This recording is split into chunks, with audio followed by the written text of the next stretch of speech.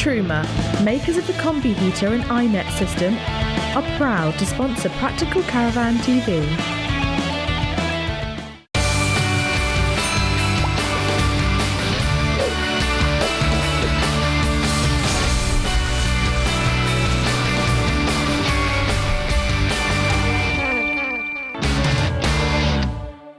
Welcome to Practical Caravan TV and to a new show from another show. This is the 2017 Caravan, Camping and Motorhome Show at the NEC. We've got masses of great stuff coming up, including little and large, as we check out a huge new twin-axle Sprite and a tiny pod caravan, plus all the latest news from around the show. And without further ado, I've got some caravans to look at.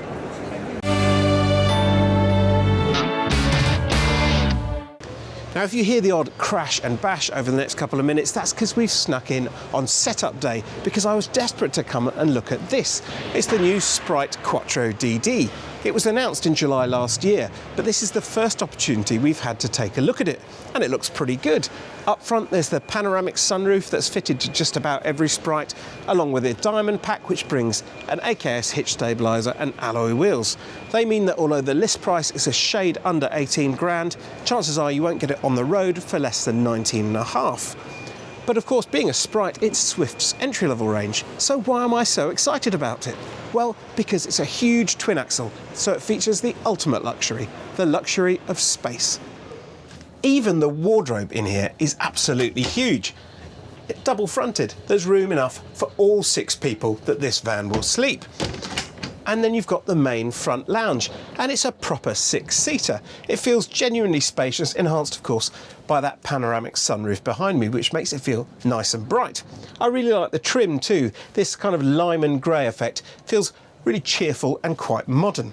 I also like the fact that although this is an entry-level caravan, it's really well detailed. We've got drop-down flaps beneath the sofas on either side, which means you can access the storage space within without having to lift up the sofas themselves. And of course at the front, we've got the bank of switchgear, just the place to put your TV.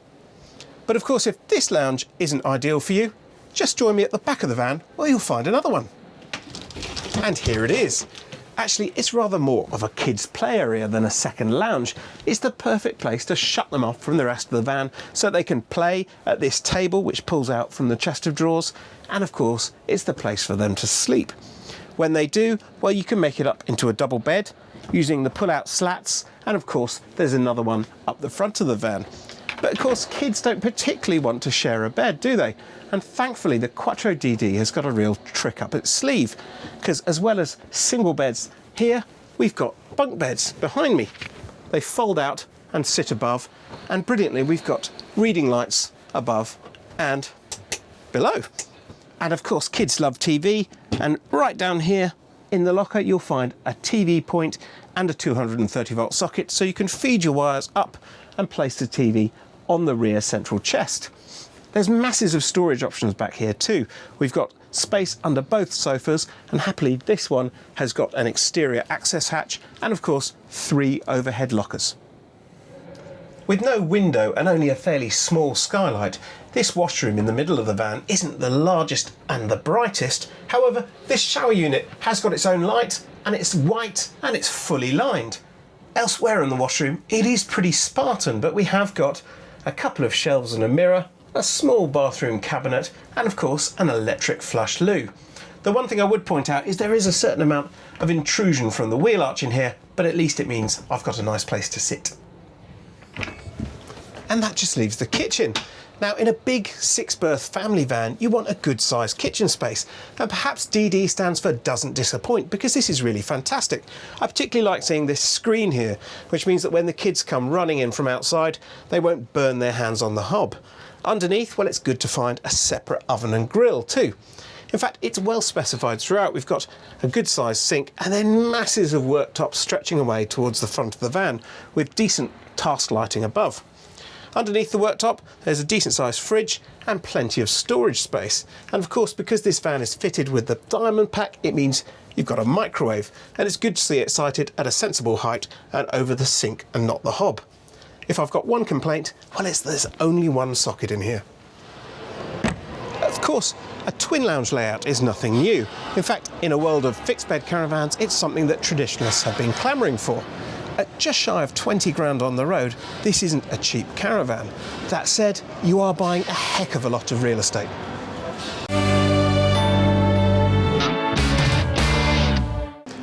Compass has had a full rebrand for 2017 with 3 completely new ranges: the entry-level Casita, the top-spec Camino, and this, the mid-level Capiro. It's to bring it in line with its sister models from Eldis.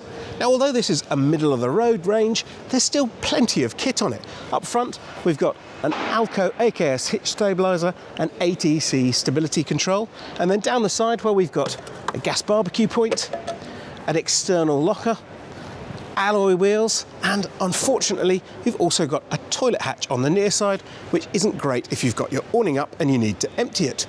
However, although this is a completely new range, there are quite a few traditional features to be found inside. And what could be more traditional than a parallel lounge side dinette layout? Although this side dinette isn't quite like all the others, it really is unusually wide. This van sleeps 3 people, and this dinette should accommodate them fairly comfortably. At night it turns into an unusually large single bed, so it'll still be usable when your grandkid turns into a teenager. If you opt for the optional 4th bunk, which sits along the wall here, I suspect it might be a little bit on the snug side. Over here on the near side, well, it's really well kitted out. We've got a dual fuel hob, a separate oven and grill, and bags of storage both under the counter and up high, including this rather funky cocktail cabinet. There's an unusually large sink here too. It really is massive. I'm not entirely sure about the slightly dated granite effect, however. And over on the other side again, well, we've got a great mounting for the microwave. Nice and low, and there's even a drawer underneath it, which means that it's set above, so when you open the door, it won't take out all the trinkets on the shelf beneath. Above that, there's another storage cupboard, and inside you'll find all the sockets for your TV, with a little exit point for the wires, so you can mount a TV stand on the front of the bulkhead there, sit back in the lounge and watch telly. There are more sockets over here in the kitchen, with 2 USB points, which are becoming increasingly useful, and 2 230 volt points. And when it comes to dinner time, you haven't got to go all the way to the back of the van to get your table, because it's mounted right here in the kitchen. And while you're sitting down to lunch, you'll be bathed with light thanks to that huge roof light, panoramic sunroof, 3 front windows, and indeed 2 side windows. It feels really spacious up front here as well. There's room for 6 to sit around the table. And there's masses of storage. We've got 4 overhead lockers to join the 3 above the dinette in the back, masses of space underneath these sofas with drop-down flats to access it. This side's a little bit restricted by the boiler, but that side's completely free and also has external access. Plus, of course, we've got the usual front chest with a pull-out coffee table, should you not have to get the freestanding table out the kitchen. And of course, at night, this is the main sleeping area. These 2 sofas are 6 foot 2 inches long, so they're perfectly usable as singles. However, if you want a double, you simply slide the slats out, rearrange the cushions, and it's a whopping 6 foot 6 long. This is a particularly well-resolved bathroom. Not only is it hugely spacious, but it's also packed with kit. We've got an airing cupboard here on the near side wall, and behind me, a good-sized wardrobe. Behind that, there's a fully lined, large square shower unit, which has got an orbit shower head and a soap dish inside. And ahead of me on the rear wall of the Caravan, well, there's a great vanity unit with backlit mirror, complete with click-clack plug. Beneath that, there's a bathroom cabinet. And alongside it, a heated towel rail, powered of course by the standard Aldi wet central heating. Alongside that you'll find the electric flush loo, above it a smoked window, and above that another bathroom cabinet. This Capiro 530 weighs in fully laden at 1,421 kilos. That brings it within range of plenty of tow cars. It costs a shade over £21,000 when you include the delivery charge. Now that sounds like quite a lot of money for a mid-market model, but when you bear in mind the exceptionally high kit levels that come as standard in this van, it really doesn't sound too bad, particularly when you bear in mind that this is the sort of layout that's chosen by serious caravanners. Now, Now, you might think you've seen this rather funky little Caravan before, and indeed it's been around for a while, known as the Pod. But following a rebrand last year, it's back with a new name and a new maker. Nigel, can you tell me a little bit more about it? We decided now to rebrand it as the Carapod. You know, the Pod, everything's called the Pod now. So we've gone for the Carapod. We've made a few changes to it as well. What sort of changes have you made? Well, the first thing we've done is put larger wheels on it. That, of course, in turn, has given us a better ground clearance. It's made the thing a bit beefier. In addition to that, we do a whole range of colours now. We have the option of LED lights as well. The interiors have changed. It's just a better product. So you say the interior's changed. Now, it's a tiny van. How do you get a full person in there? Well, we'll show you in a minute. It's like a mini TARDIS, actually. I mean, the bed, you've got a full-size double bed there, 6'3". We've even got one customer who's 6'8", and he just puts his feet through the little hole at the end, no problem at all. And the dining area, you can do dining for 4 in there, sat in a normal position. It's incredible. I'm going to sit you in there. How do you fit people's legs in as well? Ah, well, that's a clever bit. We have a drop-down footwell. When you're travelling and when it's the bed, the footwell is up. As soon as you want to use it as a dining table, then you just unclip some straps, the footwell drops down, your feet are on the floor, and you're dining for 4. Fantastic. And what about a kitchen? Ah, kitchen. We've got the kitchen at the back. We leave the option to the customer as to what cooking apparatus they want. There is one particular one which we definitely like.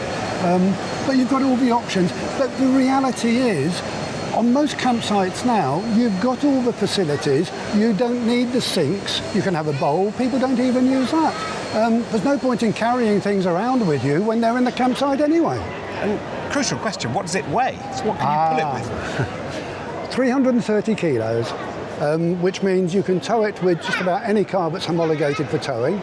The nose weight is only 55 kilos.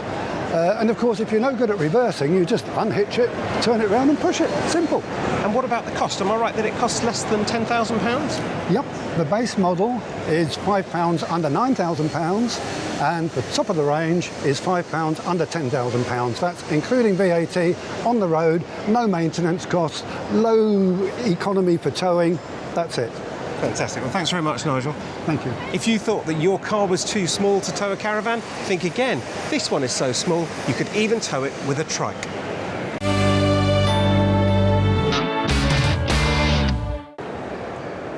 Well, that brings us to the end of part 1, but don't go away because we've got masses more to see after the break. I'll see you in just a few minutes.